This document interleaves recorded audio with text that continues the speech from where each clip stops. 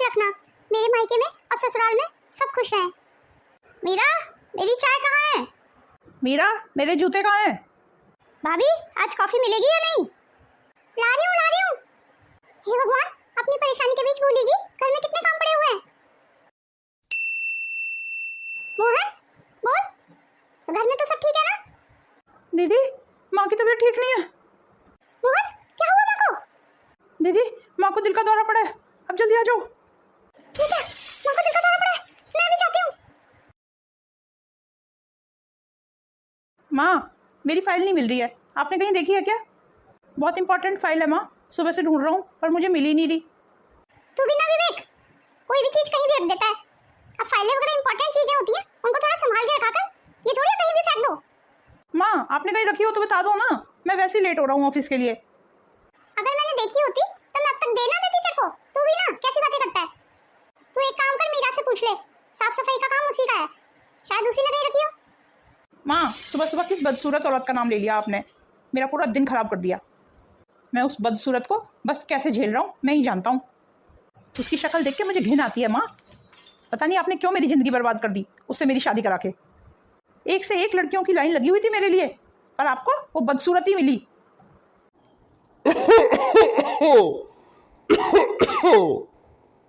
बाबूजी, आपको कितनी बार बोला है अपने कमरे में आप आराम किया करो। दादाजी, चलिए मैं आपको आपके कमरे तक लेके चलता हूँ। रहने दे बेटा, मैं कुछ चला जाऊंगा। मीरा से तेरी शादी तेरे दादाजी के कहने पे ही हुई है। तू उनके सामने कुछ मत बोला कर, तेरे दादाजी को बहुत बुरा लग जाता है नहीं तो। मुझे इस बात से कोई फर्क नहीं पड़ता माँ, किसे अच्छा लगता है और किसे बुरा लगता है। दादाजी ने मीरा से मेरी शादी करा के मेरी जिंदगी बर्बाद करवा दी। ऐसी हड़बड़ी में कहाँ भागी जा रही है मीरा? माँ, वो मेरी माँ की तबीयत ठीक नहीं है, अभी मोहन का फोन आया है, मैं माँ को देखने जा रही हूँ। किससे पूछ के जा रही हो तुम? जाओ अंदर। मीरा, अगर इस घर की दहलीज को तूने लांगा ना आज, तो दोबारा इस दहलीज पे चढ़ने नहीं दूंगी, ध्यान रखना। वैसे भी तू कौन सी डॉक्टर लगी हुई है जो तेरे जाने से ही तेरी माँ ठीक होगी? घर में 100 काम पड़े हुए हैं, उन्हें कौन तेरा बाप करेगा आके? मीरा, तूने सुना नहीं क्या कहा मैंने? अंदर जा। ठीक है माँ, तो मैं भी चलता हूँ, लेट हो रहा हूँ। और हाँ, मेरी फाइल मिल जाए तो संभाल के रख देना। हे भगवान, मुझ पे रहम कर, मेरी इतनी परीक्षा मत ले। मेरी माँ को ठीक कर भगवान। इस मतलबी दुनिया में एक मेरी माँ ही तो है जिसको मेरी फिक्र है। मेरी माँ की रक्षा कर भगवान। मेरा इस दुनिया में मेरी माँ के सिवा कोई भी नहीं है। हे भगवान, मेरी माँ को ठीक कर। भाभी, आपको चाय नाश्ते के लिए बोला था, आपने बना दी या नहीं? मेरी सारी फ्रेंड आ चुकी है, बाहर वेट कर रही हैं। भाभी, भाभी, अरे कहाँ खोई हुई हैं आप? आपको सुनाई नहीं दे रहा मैं क्या कह रही हूँ? दीदी, आपने कुछ कहा? मैं सब जानती हूँ भाभी, ये सब काम से बचने के तुम्हारे बहाने हैं। अगर चाय नाश्ता नहीं बनाना था तो पहले ही बना कर देती, मैं अब तक बना लेती खुद। रुक जाओ तुम, तुम्हारी शिकायत अभी माँ से करती हूँ। नहीं नहीं दीदी, माँ को मत बताओ, माँ मुझ पर बहुत चिल्लाएंगी फिर। यही तो मैं चाहती हूँ ना कि अच्छे से चिल्लाए माँ तुम पे। वैसे भी मुझे तो समझ नहीं आता भैया तुम्हारे साथ कैसे रह रहे हैं। देखने में कितनी बदसूरत लगती हो तुम। कहाँ मेरे भैया कितने स्मार्ट हैं, हजारों लड़कियां उनके ऊपर मरती हैं और उनकी किस्मत देखो कितनी खराब निकली, तुम जैसी बदसूरत लड़की मिली उन्हें। अलका, ये क्या तरीका है भाभी से बात करने का? दादाजी, मैं तो इनको सिर्फ चाय बनाने के लिए बोल रही थी, बाहर मेरी फ्रेंड आई हुई है ना। मुझे सब पता है अलका, तू क्या बोल रही थी अभी, मैंने सब कुछ सुना। और अगर तेरी भाभी इतनी बदसूरत है तो उसके तो हाथ की चाय भी नहीं पी सकती, तो खुद बना के पी लेती। आप भी ना दादाजी, कहाँ की बात को कहाँ ले जाते हैं, मेरा वो मतलब बिल्कुल नहीं था। 1000 बार तुम लोगों को समझाया है कि मीरा की बेइज्जती मत किया करो, और तुम लोग उसकी बेइज्जती कर करके थक ही नहीं रहे हो। मीरा बहू, अलका की तरफ से मैं तुझसे माफी मांगता हूँ। ये क्या बोल रहे हैं आप दादाजी? मुझे किसी से कोई शिकायत नहीं है। मुझे माफ कर दे मीरा, मैंने तेरी इस घर में शादी कराई है। अब मुझे लगता है मुझसे बहुत बड़ी गलती हो गई। नहीं नहीं दादाजी, आप ऐसे बिल्कुल मत बोलिए। हाँ मोहन, बोल, माँ की तबीयत कैसी है? दीदी, दीदी, माँ नहीं रही, माँ हम दोनों को छोड़ के चली गई। नहीं नहीं नहीं, ये नहीं हो सकता, माँ मुझे छोड़ के नहीं जा सकती। मीरा तू जा, जल्दी जा अपनी माँ के पास। भगवान भी इस बच्ची की कितनी परीक्षा लेगा अभी पता नहीं। हे भगवान, इसको इस दुख को सहने की शक्ति देना। मीरा कहाँ जा रही है इतनी जल्दी में? मामा अपनी अपनी माँ के पास, माँ के पास। रुक जा मीरा, मेरी एक बात ध्यान से सुन।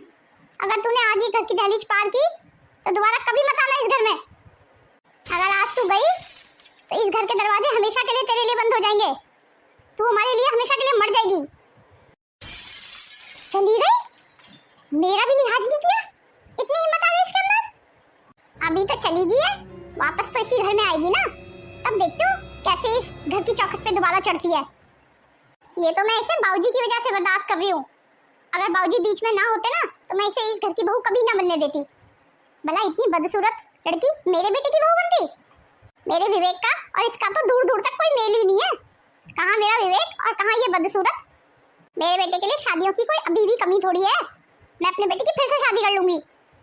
माँ अगर मेरी मानो ना तो इस मीरा भाभी को दोबारा इस घर में घुसने मत देना।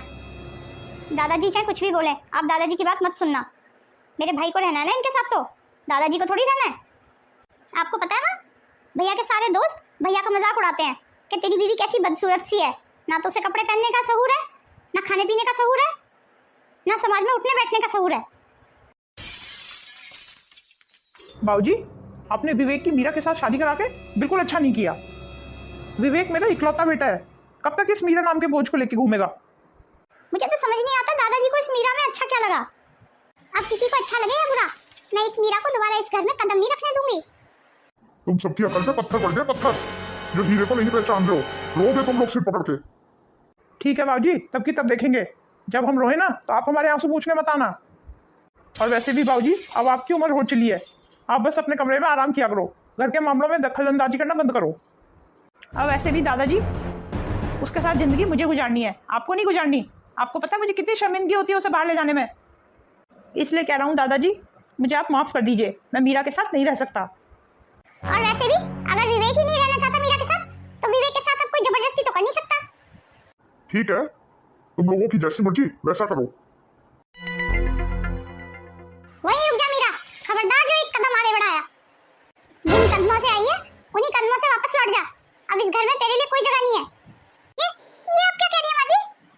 आप लोगों के अलावा मेरा है ही कौन माँ जी? मैं कहाँ जाऊंगी माँ जी? ये तो तुझे उस दिन दहलीज पार करने से पहले सोचना चाहिए था। तब तो तू बड़ी उछल के गई थी, आज क्या हो गया? जा मीरा बहू, चली जाए यहाँ से, और दोबारा अपनी शक्ल मत दिखाना हमें। और आज के बाद कभी भी दोबारा मेरे सामने मत आना।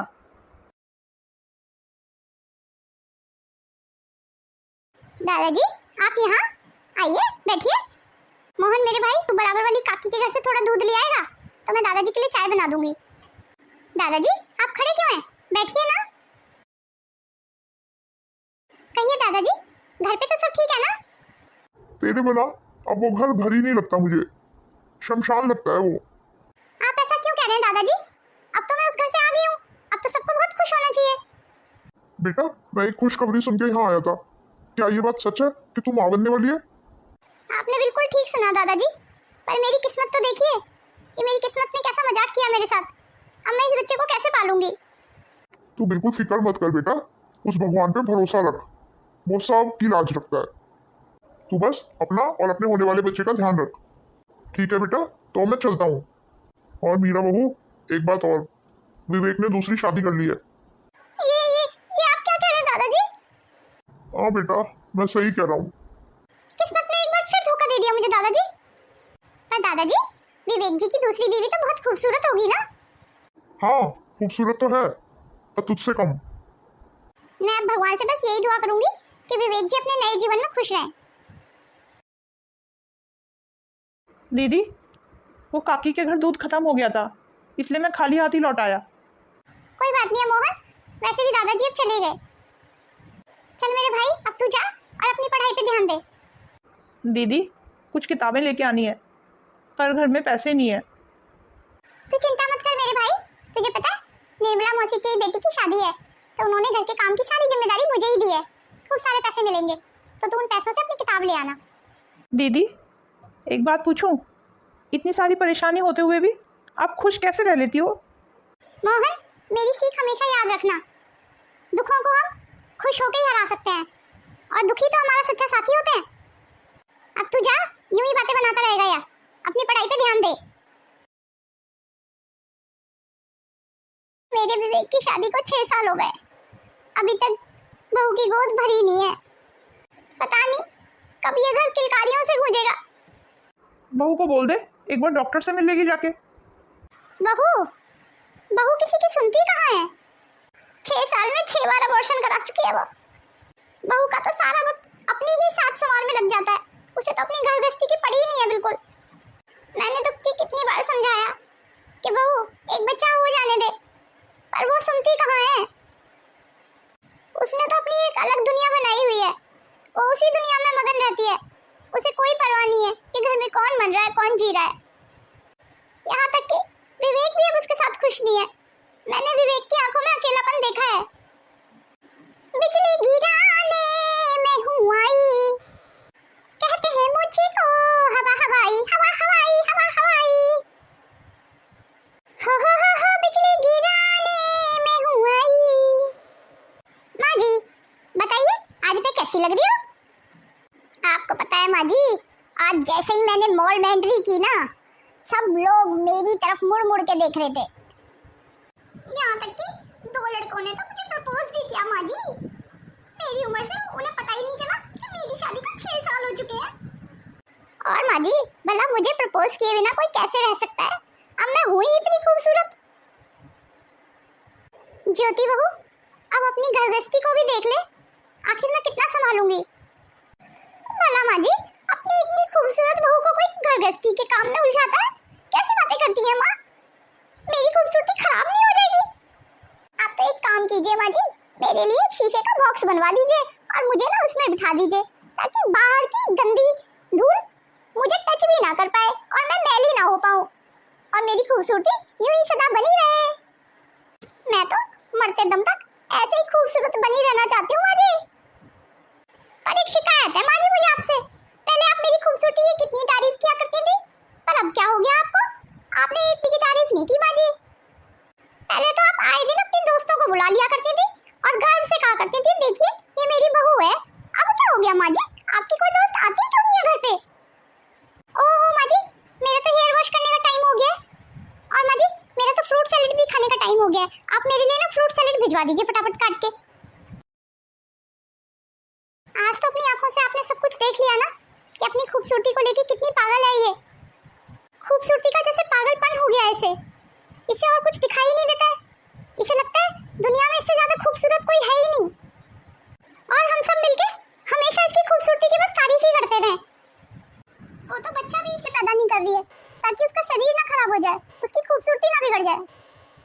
ये शायद भूल रही है एक औरत की असली खूबसूरती माँ बनने में ही है। और मुझे तो डर इस बात का है कहीं बहुत देर ना हो जाए और ये फिर कभी माँ ही ना बन पाए। मुझे तो सोच सोच के फिक्र होती है कि मेरे विवेक को इस जन्म में बाप बनने का सुख मिलेगा या नहीं। मैंने भी विवेक की आंखों में एक अकेलापन देखा है। मुझे तो ऐसे लगता है ज्योति से शादी करके वो पहले से ज़्यादा दुखी है। अब इतना दुखी तो वो मीरा के साथ भी नहीं था। कहीं कहीं मीरा बहू की हाय तो नहीं लगती हमें? हम उसे हमेशा बदसूरत बदसूरत कहा करते थे। ऐसा कौन सा दुख था जो मैंने उसे ना दिया हो? मैंने कितनी ज्यादतियां की उसके साथ, यहाँ तक कि मैंने उसे घर से निकाल दिया। आज मुझे समझ आया कि सच्ची खूबसूरती तन की नहीं मन की होती है। मेरी मीरा बहू मन से बहुत खूबसूरत थी, पर पता नहीं क्यों मैंने उसकी वो खूबसूरती कभी देखी ही नहीं। ये मुझसे क्या हो गया जी? ये तो मैंने गुनाह कर दिया, गुनाह। बाबूजी भी कितना समझाते थे हमें, पर हमने उनकी बात को कभी नहीं सुना। हमने उनकी बात को आई गई कर दिया। और मैं भी कितनी बुरी सास हूँ, मैंने आज तक पलट के भी नहीं देखा मीरा बहू को कि वो किन हालातों का सामना कर रही होगी। वो जिंदा भी है या मर गई। विवेक आ गया बेटा, आज तू लेट कैसे हो गया? पर बाबूजी रास्ते में कुछ बच्चे नजर आ गए खेलते हुए, तो गाड़ी रोक के उन्हीं को देखने लगा। उन बच्चों की हंसी ठिठोली सुन के बाबूजी जैसे थकान कहीं भाग सी गई। मन इतना प्रसन्न हो गया ना कि बस पूछो मत।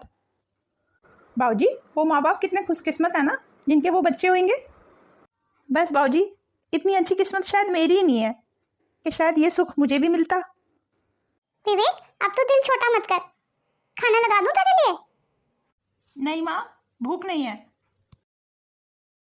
देखा आपने मेरे विवेक का दर्द, कितना दुखी लग रहा है वो।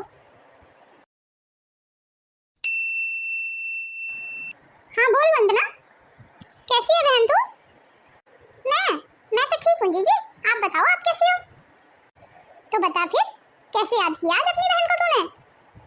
वो जीजी ये बताने के लिए फोन किया है, आपके भांजे के लड़का हुआ है, उसी का फंक्शन कर रहे हैं, तो आप सब लोग आ जाना।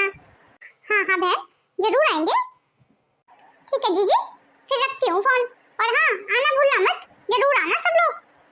वंदना आज अपने पोते का फंक्शन कर रही है, शायद मेरी किस्मत में तो ये सुख है ही नहीं। अब जाना तो पड़ेगा ही, नहीं तो वंदना बुरा मान जाएगी। विवेक को भी साथ ले जाना, उसका भी थोड़ा माहौल चेंज हो जाएगा, शायद उसका मन बहल जाए। हाँ क्या तो आप सही रहे हो, पूछ लेती हूँ एक बार विवेक से, चलेगा या नहीं। नमस्ते दीदी, आपको देख के बहुत खुशी हुई। और विवेक बेटा, क्या हालचाल?